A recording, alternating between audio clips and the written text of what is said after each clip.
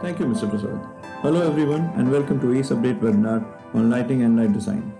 Lighting is an integral part of architecture and design. Apart from home, commercial spaces, and offices, the magic of lighting has been known to transform cities as well. The lighting market today is driven by designers as also light manufacturers.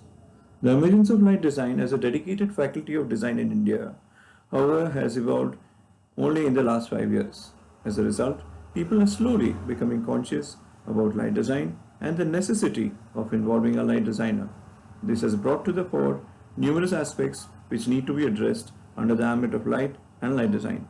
On this note, today you're going to witness an engaging interactive session on lighting and light design. Our distinguished panelists will review, dwell on factors which govern the selection, impact, and approach to lighting in different projects, as also ways and methods to achieve energy efficient lighting. Ladies and gentlemen, it's an honor and privilege for me to introduce to you today's distinguished speakers. Tejas Doshi, Chief Design Officer, Light and Beyond; Avni Sechwal, Principal Designer, Studio Avni; and Sai Talapragada, Director of Tungsten Studio. Named as one of the 40 under 40 hottest lighting designers in the world by Lighting Magazine UK in 2018, Tejas also happens to be India's first and Asia's second and the world's 17th certified light designer, the first evidence based certification in architectural lighting design in the world. Today, Tejas will give us a presentation on the science and art of lighting design. So, welcome, Tejas. We are lighting designers and we make invisible visible and give rooms or spaces their own soul. It's been co-founded by Yogeshwari and myself. Yogeshwari happens to be an art of living faculty as well and alternative healing therapist. And Vikas has introduced myself, so I'll move forward. So we have studios in 4 countries now: US, India, Austria, and Ukraine.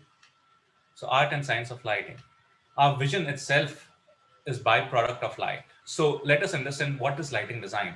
Is it just science or is it an art? For me, lighting design is not just science or an art. It's the point when they both come together. Is the science of illumination and the art of design. Light gives life. We visualize using light. We dream using light, and our emotions are influenced by light. Light is the source of everything on earth. In architecture, light directs, sculpts, enriches, and gives people a comfortable, safe, and inspiring environment. So let me start with culture. Having studio in more than 3 countries, I do a lot of master plannings of cities, private islands, private public spaces, private residences, and I get to learn a lot about different types of culture across the globe. The color and the light levels depends on from culture to culture. In India, you'll notice maximum places, public spaces or homes are brightly lit and are lit with 5,000 or 6,000 Kelvin, which in our layman's, if we talk in layman's language, is white color light, basically. Whereas in other countries, like in European countries, they use 2,700 or 3,000 Kelvin and prefer dim ambience. In India, since we uh, tend to overlit spaces, we like bright spaces, but we don't understand that these bright spaces actually has its own consequences. And the visual hierarchy is not maintained. There is no contrast. It's just flat lighting, which makes everything look flat in that space, and it also affects people in that space. We know and we agree that light has direct connection with our mind and our emotions, correct? So now let us understand this from a different perspective, and I call it the spiritual way of looking at it. To see a matter, you need a light. To see non-matter, you need darkness. During the day, we see blue sky, which is finite. It's only during the night we see millions of stars, galaxy, and experience infinity. So both are important. To work, you require light, and to rest, you require darkness. To be free from physical stress, you need one needs to rest and sleep. Likewise, for mental stress, one needs to meditate. Life is full of opposites, and we have no choice but to live with it. in current scenario of COVID-19, 93% Indians are in stress, 43% are depressed, 26% mild depression are suffering from mild depression, 11% are suffering from moderate depression, 6% are severe depression and have suicidal symptoms. And trust me, I know them because I'm treating a lot of them right now. Had they slept properly, this wouldn't have happened. Had they meditated, this wouldn't have touched them. There is an universal law: opposite values are complementary. It's only when you see darkness you appreciate light. It's when you see light you appreciate darkness. So both are opposite to each other, but they are complementing each other. Like in movies, uh, the value of a hero is because of a villain, and it's vice versa. And if I give an example, another example, value of a Rama is because of Ravana, and value of Ravana is because of Rama, right? So darkness is has been always portrayed as evil, whereas darkness is beauty. We should blame movies actually for making darkness portrayed as evil. In our culture, in our beautiful Indian culture, darkness has always been given importance. Festivals like Navratri, Shivratri, Dipavali are nothing but celebration of darkness. I tell you, our sages were brilliant. They knew that energies during these days are low, so they asked people to, celebrate with lights, perform yagyas or homas, and play sounds like chants, chanting mantras to increase the energy. If you've gone through spiritual world, and if you've read about Buddha or Mahavishwami or Guru Nanak Ji or Jesus Christ for that matter, I haven't heard any enlightened person who have got enlightened without going into meditation or closing their eyes. I haven't seen people praying with open eyes. Light is nothing but energy, right? It's vibration. So let us understand this, how it works. We need to know that everything in this universe is nothing but vibration, which our sages knew. And now quantum physicists are actually saying the same thing, that whole world is nothing but vibration. Too much vibration is also not good, nor is very less vibration. There has to be a balance. So when you overlit something, some spaces, it might appear to be good, but it increases hyperactivity in our body. And from Ayurveda, if you understand, it increases the pitta level in the body. That's fire element in the body. Okay. And obviously it gives us stress, right? Similarly, too less lighting leads to dullness. The kapha element in the body increases. You become more lazy. There has to be a balance. Embrace the beauty of darkness or shadows, to create that perfect harmony in your space.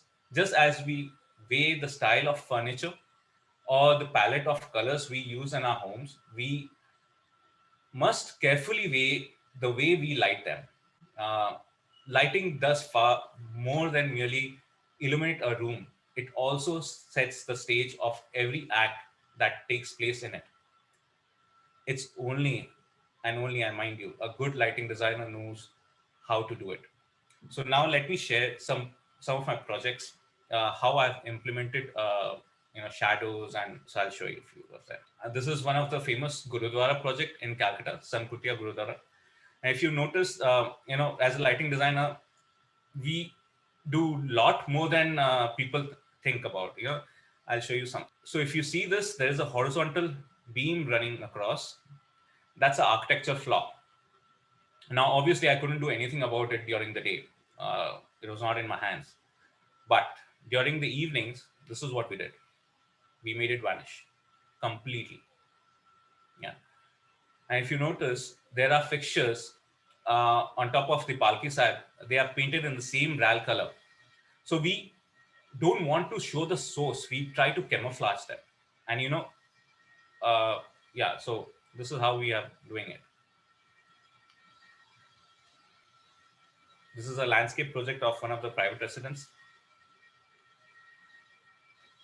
We are also doing a yacht, a 52-meter long yacht. We are doing the entire exterior and interior lighting of the yacht, along with this private island in Europe. this is very interesting project we did in way back in 2017. It is known as the 42. It's Eastern India's tallest residential tower.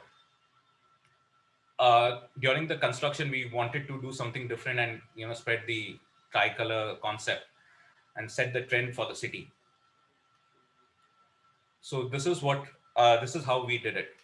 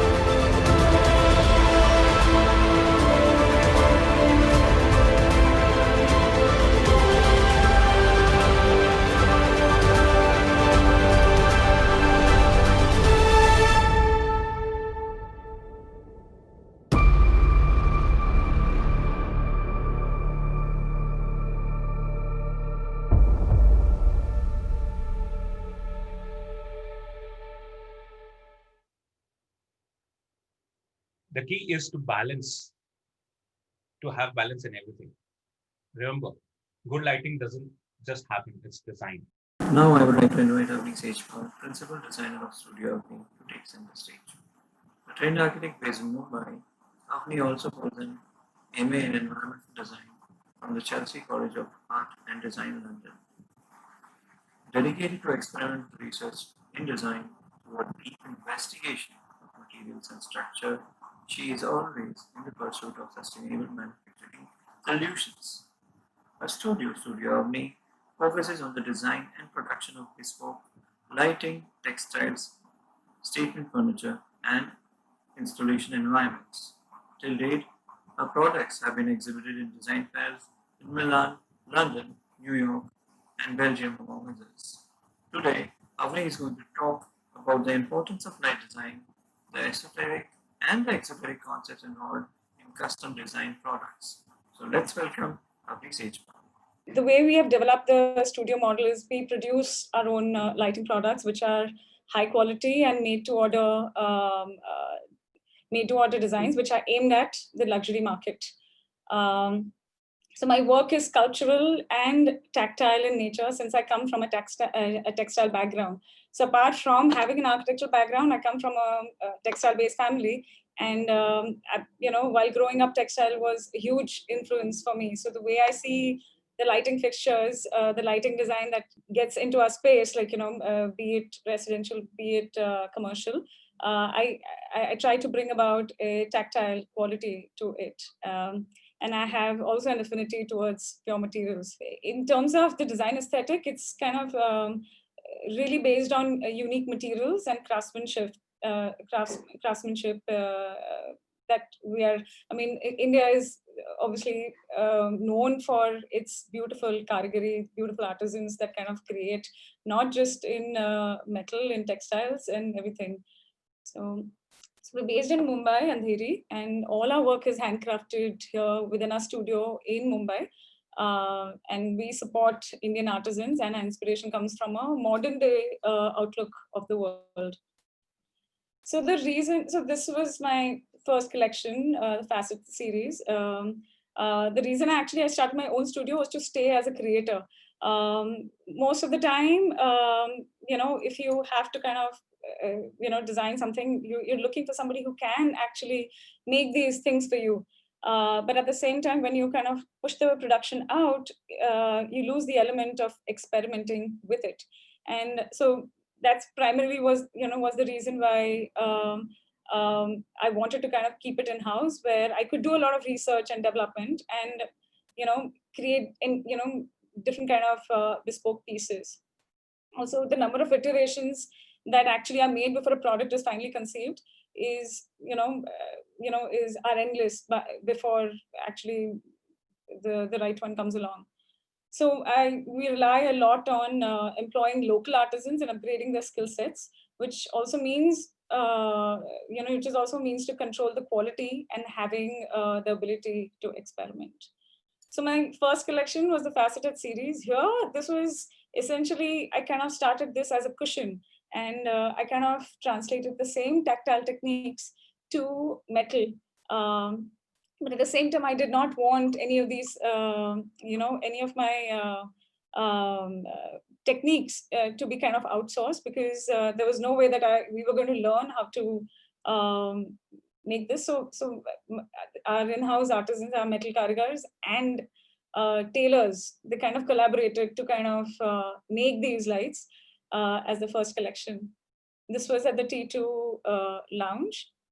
So again, when I was doing this is all based on geometry. So I was heavily relying on what I studied during my architecture. So this is actually inspired by the Buckminster Fuller's geodesic dome. So there was a lot of geometry. So the way we kind of like work with, our practice is kind of, we use design and drafting softwares, but we transfer it to real world in a way that in-house artisans can handcraft these products. So it becomes like a perfect blend of high tech and low tech, and most importantly, like it's you can see the touch of hand in this. So while each of these are like really tiny pieces, they're all been handcrafted just like jewelry would be. Yeah. The second collection is based on bilateral symmetry and biomorphism. So here again, we've experimented with different metals, with pure brass, pure copper. Yeah.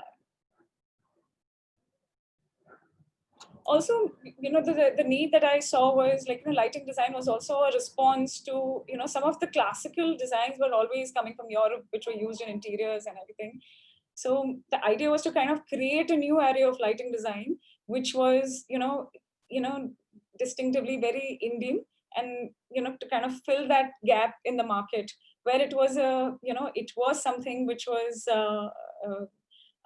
really good in quality, which was inspired from the Indian aesthetic, and high quality. So, and designing lights for me is like in the sweet spot of sensibilities, like right kind of light touches, just like Mr. Tejas just said, it touches everything in the space and changes one's perception about the space itself. It can be multi-dimensional, it can be functional, it can also be a beautiful sculpture. It can influence your mood and the person experiencing it. Equally fascinating is that the light allows you to play with illumination and shadows, which makes it even more mesmerizing. Therefore, light doesn't serve as a necessity, but also it can augment your emotional behavior, and that's I kind of find that's very exciting to work with. So here, we've actually experimented in this particular collection. We've experimented with wire mesh. So now this wire mesh is actually used for filter in aircrafts. And if you touch it, one wouldn't know, if it is a fabric or whether it's actually a mesh. So in that sense, it was really fun to kind of work with it. And here, like again, there were techniques of Grecian gowns, like the pleating techniques which are used for gowns and which are used for skirts.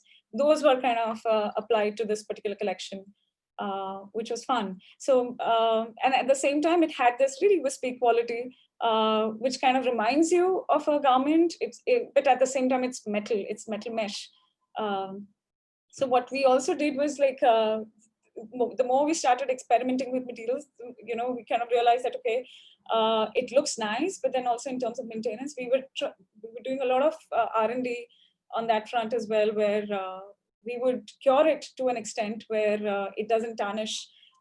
So we went a lot a lot of this kind of happened back and forth till the time we kind of, found our right spot. This is another collection which was inspired by Havan Kund. So here, the architects had approached me to kind of design something which was luxurious and for a very contemporary show flat. Most of the time that we were approached, we were, the reference images that everybody would share would be of crystals and, glass and everything. Whereas I wanted to kind of really bring in the element. Panchdhatu is something which has been practiced in our culture. We use a lot of brass, we use a lot of copper for obvious health benefits. In decor, in puja, even in terms of vessels that we use at home. So I wanted to use copper, pure copper, as something that can be used for as a luxury if done right, if treated well, and if designed really well. So this particular collection was inspired from the Havan Kund. So that's a slightly more sculptural version to the same, where it's a very ethereal, like if all the other light sources are switched off, it's very ethereal sort of light quality that kind of comes through this really thin brass, metal, and copper. So so that's the same thing, but a pendant version of the same. Also, another thing is when I actually had started designing these lights, that was not my first. I really wanted to actually start with furniture, but furniture to begin with, it seemed that I had to kind of, it required more space, it required more everything, even in terms of finances and collaborations and, overheads. And also, there were very few people, who are doing experimental lighting in our country. And I thought like this would be best because it's functional, it's cultural, and has that emotional value to it. So this is the other collection, Samsara series, where here I'm trying to kind of experiment with very industrial materials like cork and rubber. Coming from design field, we all are not new to cork. It's a wonderful material which has this raw finish to it, and it really appeals to the design fraternity. But to kind of bring it to the luxuries segment, to kind of see it as a decor element, was something I really was trying to do. So we had these cork sheets in our workshop where they were used to kind of block all kind of vibrations going to the lower floors. For a very, very functional reason. And so, we try to apply over here. So we try to kind of, again, transfer skills of our artisans while they were used to doing wood lathing. So we try to, transfer that wood lathing skill to cork and rubber and silicone. And, also we took references from the Memphis movement, and we came up with a collection of Samsara Cosmic series. But I really like the fact that I was not using wood for this. I was using a sustainable source of material, cork, to kind of come up with these really handcrafted pieces. And each of them are unique. They're not been polished. They've been kind of left raw, so that one kind of sees that the hand that has actually made it. Which has beauty to it.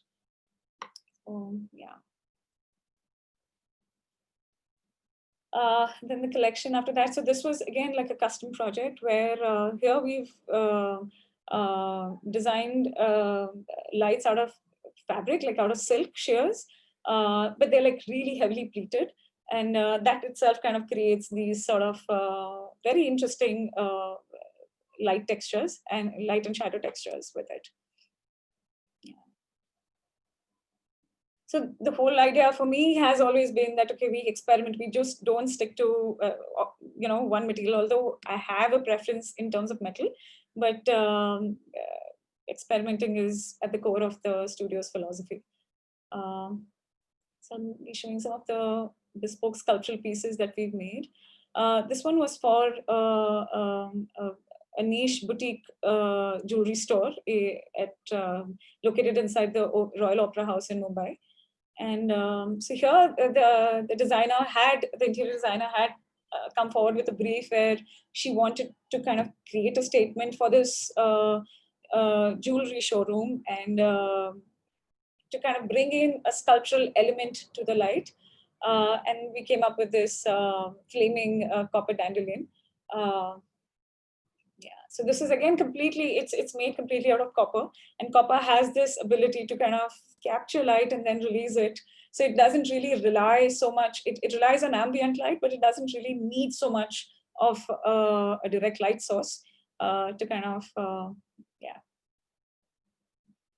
So the whole idea was to kind of have this sculptural piece, which will, will do justice to the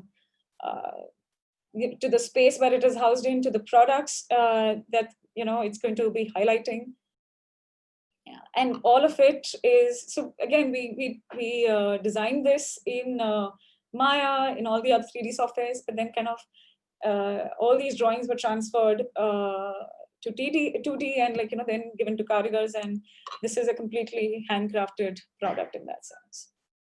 Yeah. This one was for a heritage resort. It is, yeah, again, a feature element for,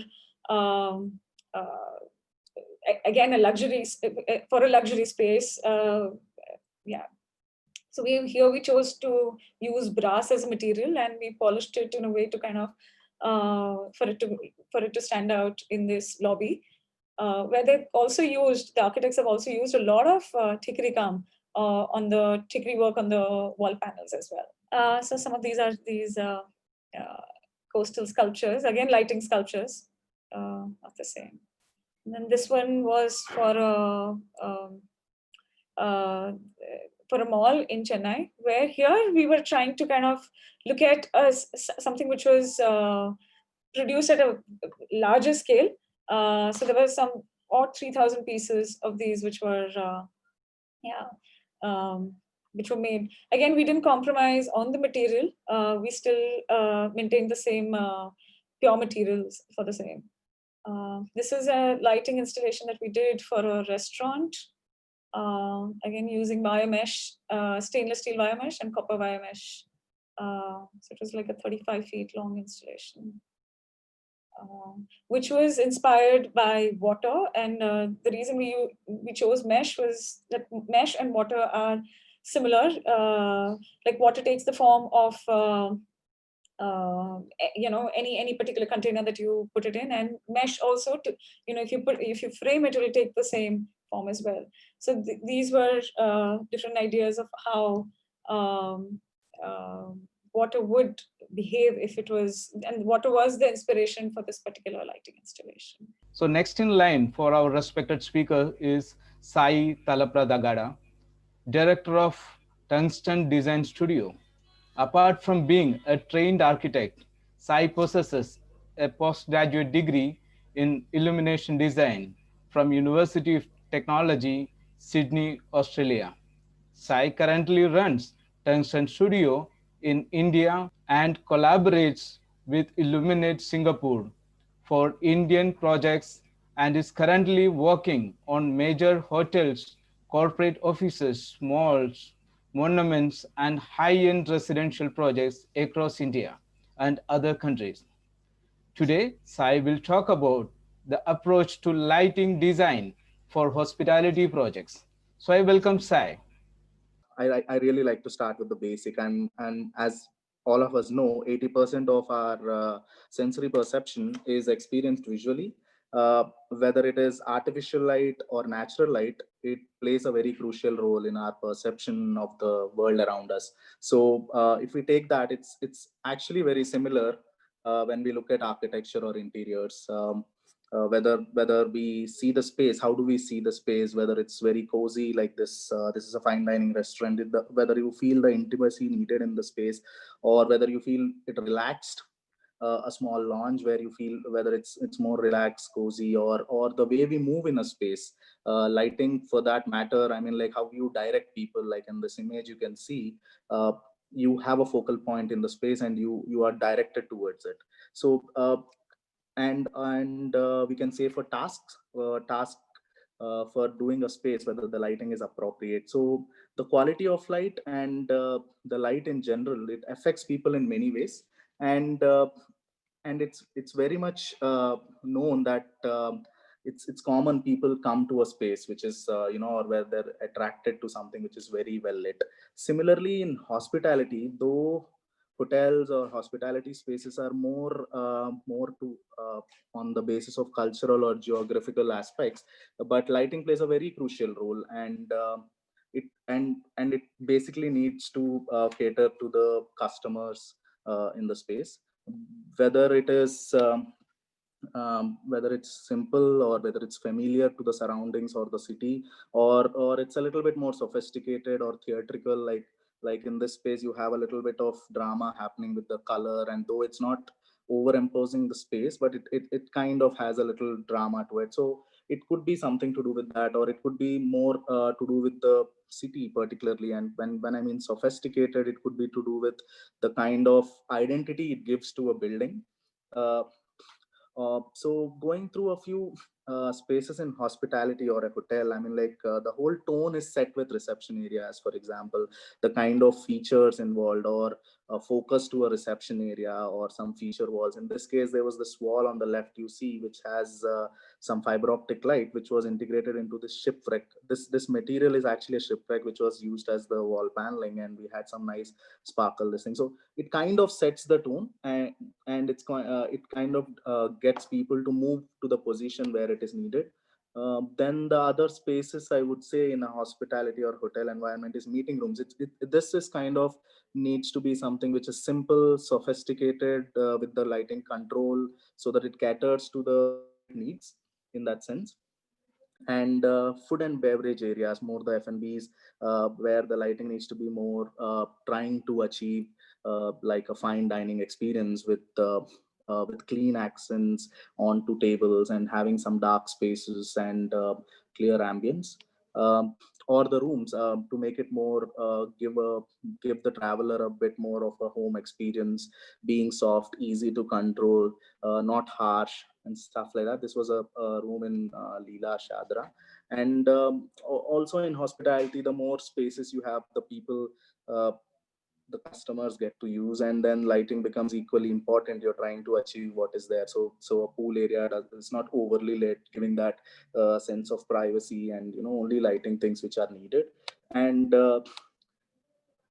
say a gym. So the whole idea here is to light um, achieve livability in a space, and make basically lit the surroundings, and do something more with lighting, not just achieve the lux levels in a space. It's so in hospitality it's even more critical that way. And the basic design approach, as we know, is layering light. That's primarily what we do, and it helps us in achieving a composition. It's more like a cloth. You have the strands to make a cloth, and it's more the layers there. So clearly a few layers uh, which are the prime say prime elements used. One would be an ambient layer, the soft integrated light, say whether it's in the coves, in the ceilings, or in furniture or somewhere. So which is the soft general light. And one being a focal layer. So the focal layer, I would say, is more trying to create focus within a space. So that's probably the attraction, or say in this case, this is a reception area. So you're drawing people to the reception. So when someone enters, they know, okay, I need to go there for information. It's not somewhere else. I don't need to ask someone. So that's kind of a focal layer, I would say. And a decorative layer, which could be an icon, an iconic space, iconic element in the space, which kind of gives identity to the environment there. And a task layer. When I mean task layer, it's more to what is being done in the space. In this case, it's a fine dining restaurant. So you're trying to keep the light onto the tables, creating that intimate space, so you don't really see other tables, and you have your own privacy. So that's more a task layer. So a few more examples in terms of how we would design. This is actually a specialty restaurant, a conceptual this thing, where we had the ceiling, which is more dynamic and responsive. So the idea is it changes during the time of the day to night, and it gives an identity to the restaurant. So a few render for this. So the idea is it becomes a focal point. It has an identity to the restaurant. It attracts people there, and it kind of changes with the move, with the day, with the night, and it kind of becomes relaxing. So hospitality environments need something more than general lighting, probably, to attract people in. And lighting could add to that. This is another idea where we had the lift lobbies, which had the which soft backlit spaces blink subtly when the lift approaches. So it kind of dynamic, and it creates a highlight, so people know, okay, you kind of need to move to that lift instead of having some just the light at the this thing. So this was an idea how we could use probably lighting in hospitality spaces, or something where you kind of create prominence to the space. And when I mean, you could also say focal points. Actually a boundary wall for the Leela in Shadra, which was a feature wall, kind of on the road facing. So you kind of give the whole building a dimension and attract people there. So this has been used also in the inside towards the drop wall, and it has simple backlit light nodes within niches, which kind of give you a diya kind of a feature wall effect. And again, in hospitality, the other thing is more to be more obvious, because it's not like residential where you're used to your space, you know where to move. But lighting here could help actually in creating, making it more obvious for people. Say, for example, in this case, the movement. This was a spa corridor, and you have a door there for the spa entry, and you kind of keep everything else a little dim. You have a focal point, so people tend to move there. You don't need to really search for where the space is. So creating an obvious scenario is also something lighting could be used in hospitality spaces. These layers again could be used for lighting control. Really, the layering will help in controlling. An example here is of a guest room. So where it is, say, a welcoming entry which has all the space lit. You come in, you can see the whole room, and then the layering here is more about the ambient. Say there is an ambient layer, which is the decoratives and the soft curtain coves and stuff. So this kind of gives you the soft light, and this also helps in the control. So there could be a control for the accent layers, which are more the focus onto artworks or the furniture. And this layer, apart from that, in hospitality you have the reading layer, which could be for reading or the bed, and the night, and the night scenario. So these layers together, when combined, make the space, and it helps even in the lighting control. So technically it helps for the MEP person there, or the user, into what he's going to get in a space. And in terms of lighting, this could be layered in a very detailed this way.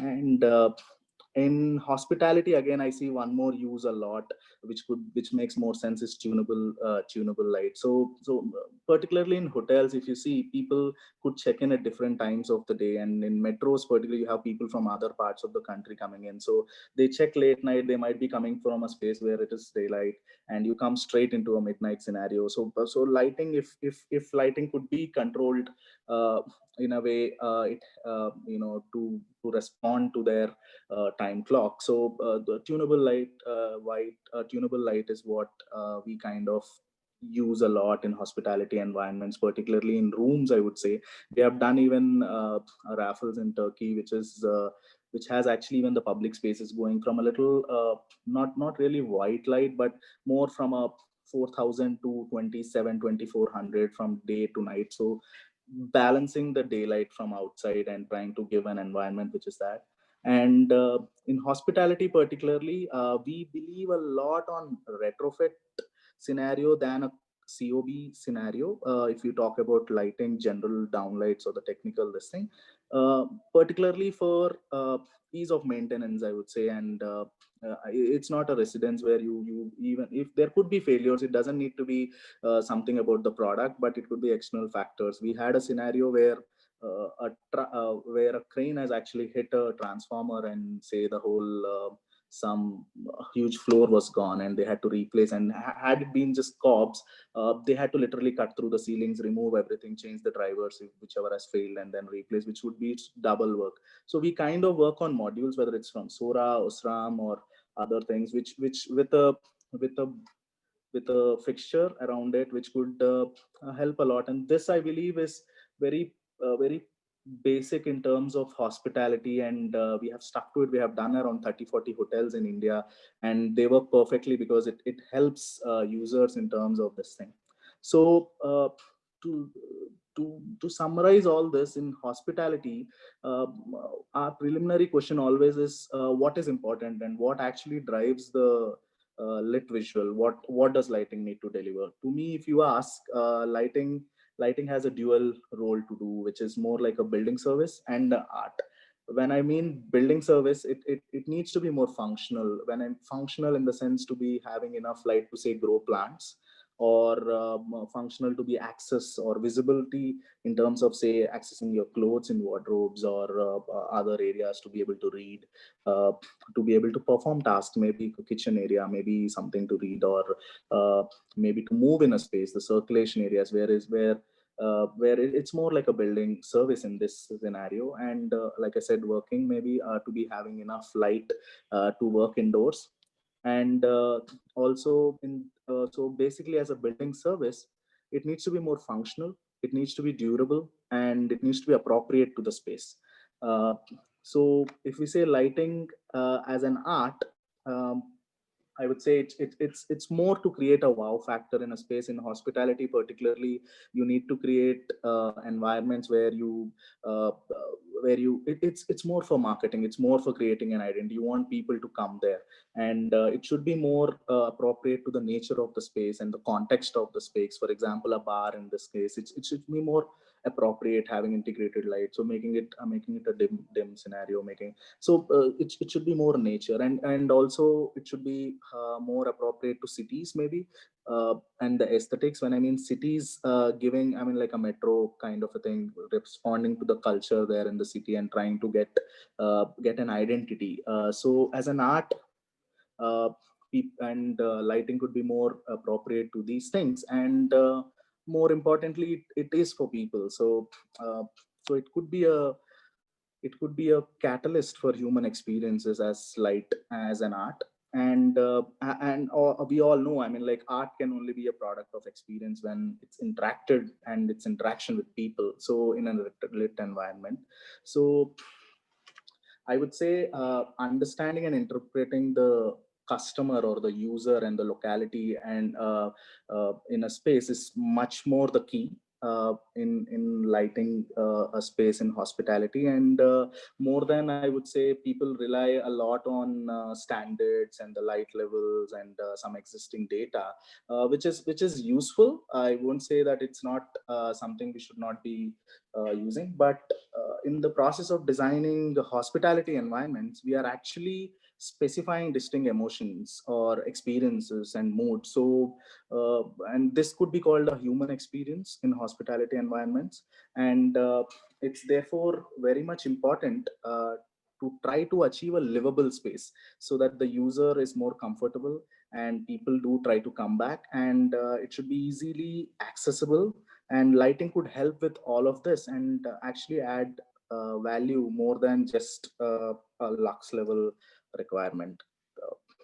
How can we possibly, create awareness about lighting design, and as also, see to it that manufacturers and designers, they can come together and, have successful collaborations like usually happens in the West. Not only collaborations, but also like whenever there are fairs, like let's say a salon or a light design fair, we have seen majestic lighting installations too. Start promoting Indian people. First thing, it's very, very important that, and in this current situation, we need to help the locals, right? Second, like this webinars and all what we do, we are spreading the awareness in India and also abroad also, that it's the architects who are the key players, architects, interior designers who are playing the role. We need to, they have to actually start using specialists.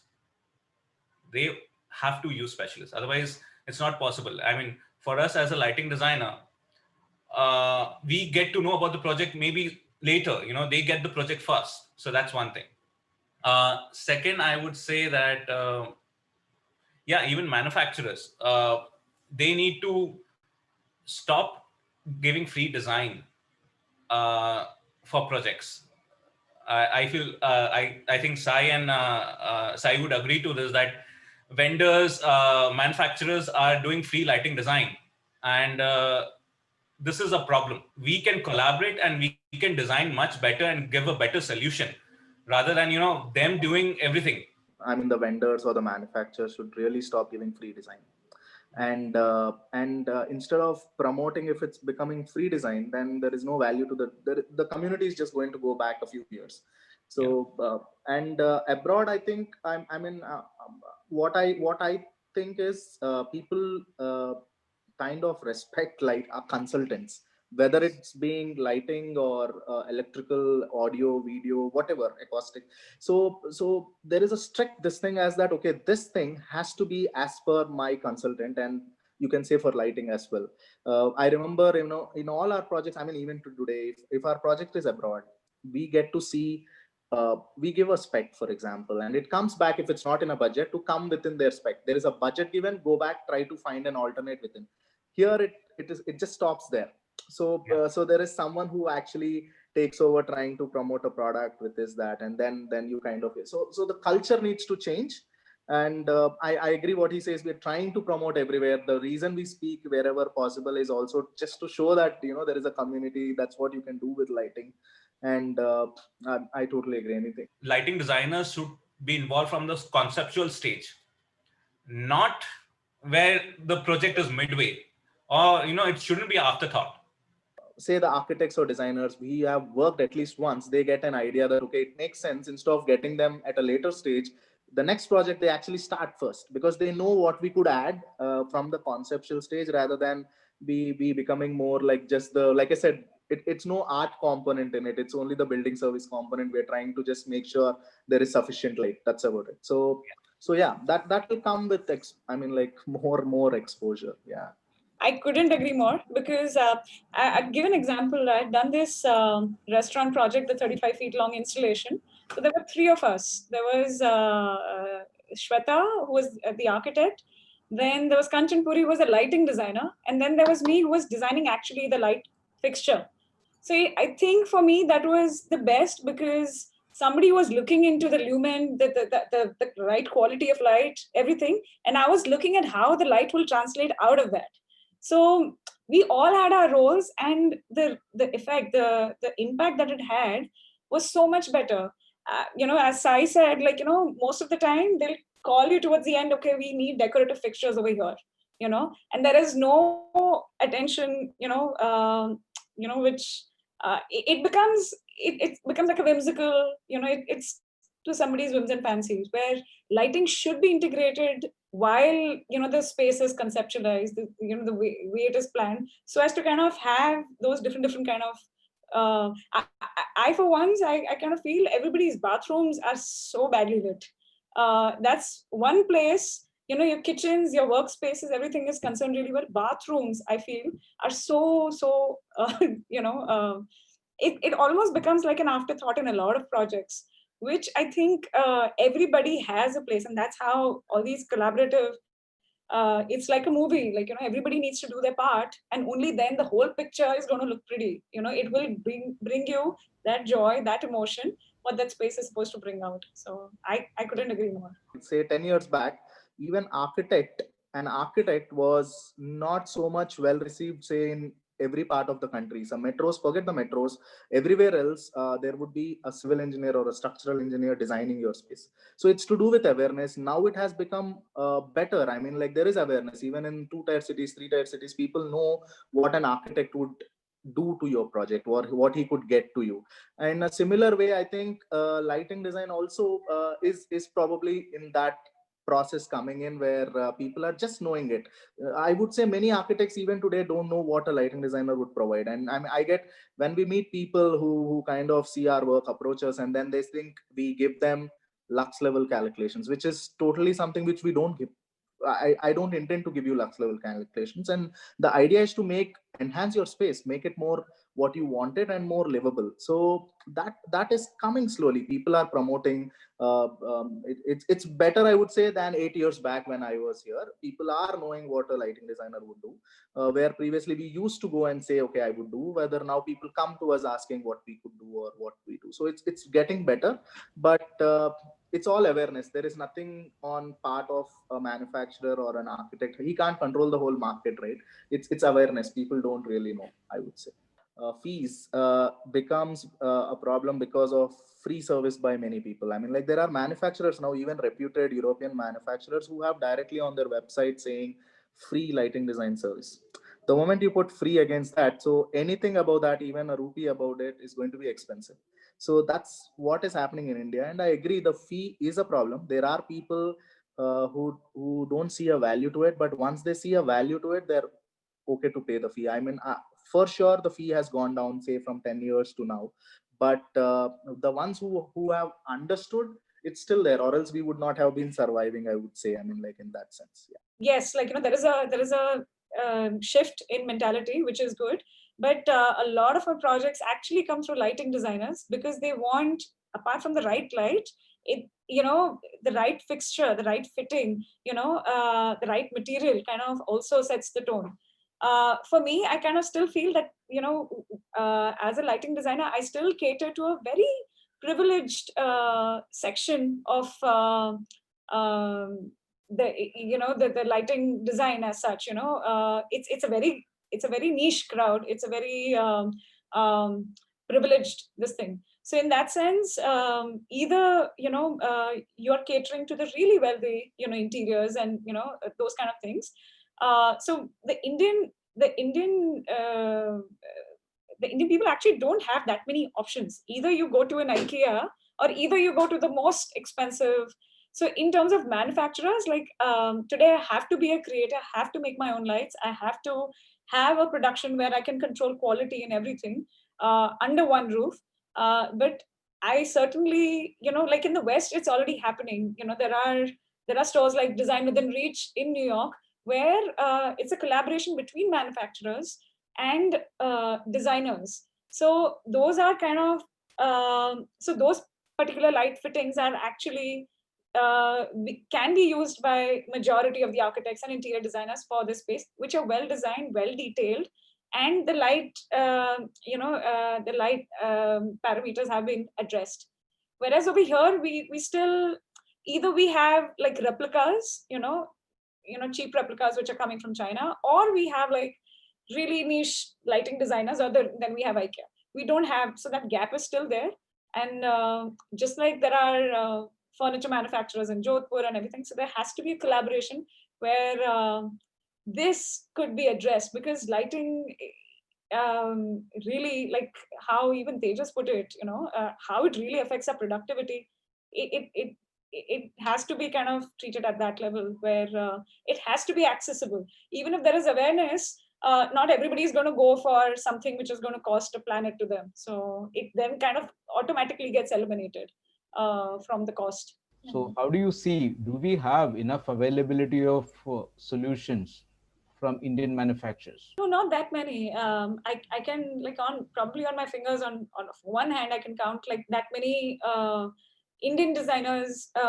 Their particular lights are actually accessible to the whole Indian diaspora in that sense. You need, all the design magazines are doing their bit. All the professionals are doing the bit. But at the same time, if there are no companies that we can collaborate with, how do our products, how are they even accessible to somebody? They'll go to, the next, the next,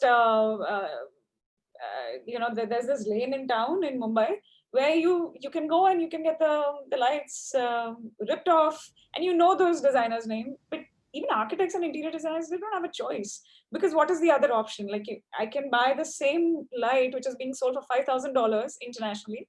I can buy it for 15,000 rupees over here, or I pay another $1.5 lakh to or a lakh or 50 or 60. So then all of that is again, the Chinese product doesn't come with a warranty, doesn't come with quality. It's a use and throw culture where the finish, but it photographs well, it's available, and it's affordable. I think that's the same thing Indian companies have to push, so that Indian designers can, and we can exhibit our own, artisans over here. There are some companies that are doing it, but not yet enough. So again, maybe another 5 years, a decade, maybe it will be.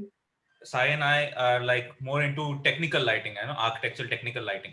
Correct. If you see that, we have good lighting manufacturers now, although the chips and everything is coming from abroad. It's obvious, but the die cast and everything is made here. They are doing it, and they are doing good job now. I mean, they are good manufacturers. If I talk about people like Abbey, K-Light, Focus Lighting, Plus Tech Lighting, they are doing good job, and they are now, I would say, at par with European fixtures. So it's good enough. It's just we need to start promoting so that they get motivated to invest more and get better, manufacture better qualities. So it's us in the sense, the design community. That's one. Second thing is, which is a good news, that we have two associations of lighting associations in India. One is the Indian Lighting Association, which is just formed, and Sai and I are both part of it. And even the International Association of Lighting Designers US has an Indian chapter where Sai was heading it earlier, and now Nikhil and myself are heading it. So this, I think, this two association will and help us promote the lighting designers, the budding lighting designers in future, and even good Indian manufacturers, because they are also becoming members of this association. So that's how I think the collaboration and that thing would start happening.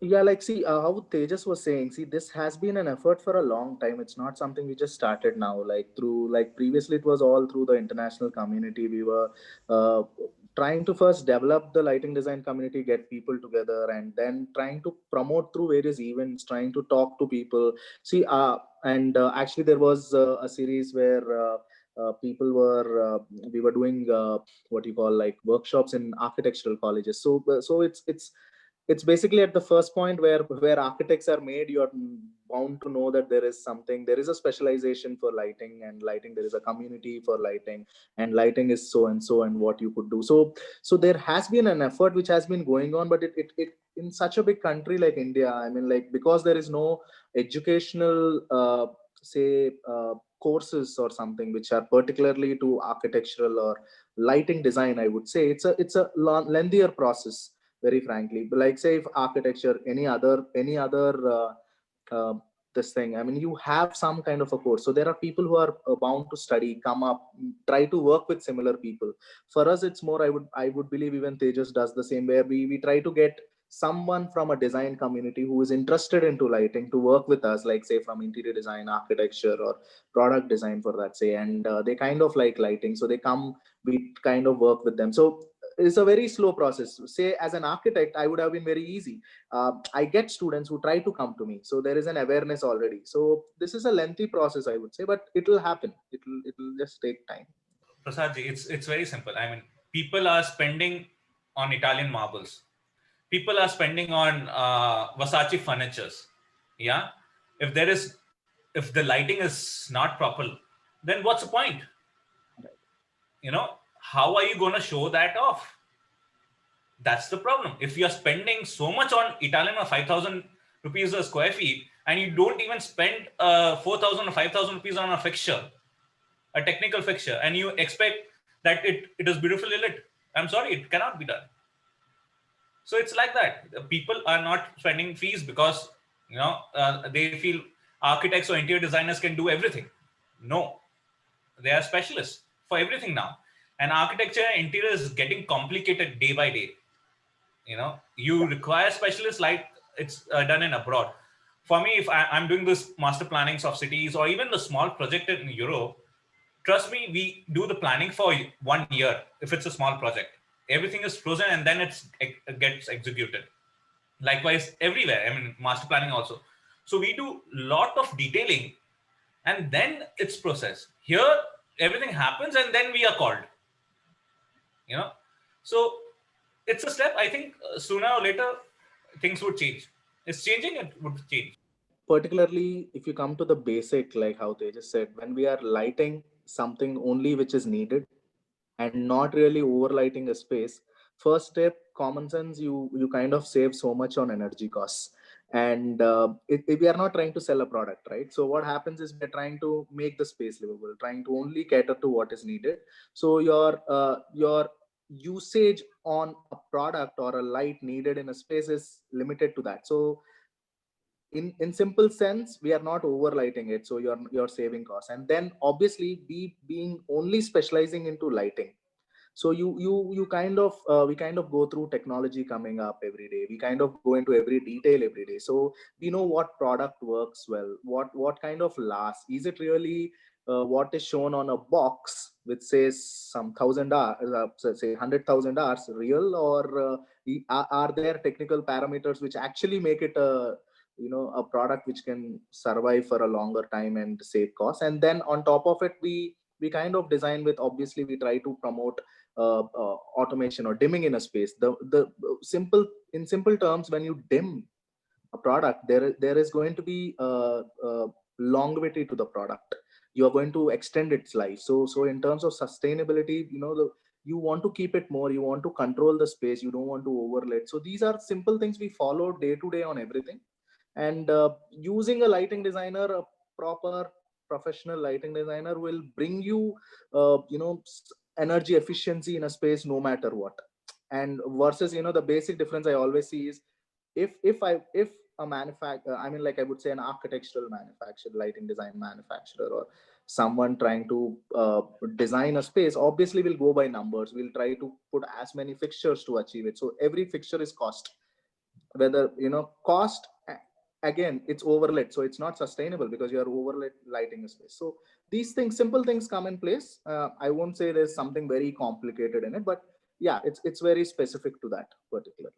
In India, we don't have a good deal of events wherein the a light designer can actually kind of exhibit their products or the novel products that they design. What do you feel? Do we need more events? Well, definitely. But I think, Salone and Mesa have kind of established themselves as Mecca. So everybody, generally do flock over there. But no, there are, in the last 5 years, in fact, there's so many events that have, I mean, there is ASTEC, there is ID, there is, there are a bunch of these events which are good, but I don't think so. They're still very comprehensive. They don't kind of bring everybody under the same roof, and it's not happening at one dedicated time of the year. Whereas if you, if it's Salone, it's kind of everybody flocks over there. So yeah, to answer your question, yes, I think we could use more events. The clients who come to me, they're willing to pay. I have my workshop in Bombay, so my workshop kind of has those many overheads. The salaries which are Bombay based. There is a certain level of hygiene, certain level of even now social distancing that I can offer at this, but it all comes with the cost. Whereas if it was managed somewhere not in a city, not in a prime location such as Bombay, the cost of these products do come down. So that's where larger companies can come in, where only probably the most exclusive things we would have, like experimental and special off one-off edition pieces, we could make it within our own workshop. But something that is readily available to the Indian Janta, so in that sense, we could have, like, there are very big names. There is Jaguar, there is Philips, who kind of, but if they kind of also collaborate with Indian designers to make these collections available to the whole pan India, in that sense, it would be a fantastic thing. Thank you, panelists, for exchanging your valuable thoughts on today's topic. Delegates, we hope you have enjoyed it. And before wrapping up today's session, we would like to thank our distinguished panelists, Avni Sejpal, Tejas Doshi, and Sai Talapragada, I would also like to thank my editor, Mr. Prasad Nair, for taking this initiative. So, with this, we would like to announce the closing of today's session. Request you to stay tuned for more such sessions. Thank you and goodbye.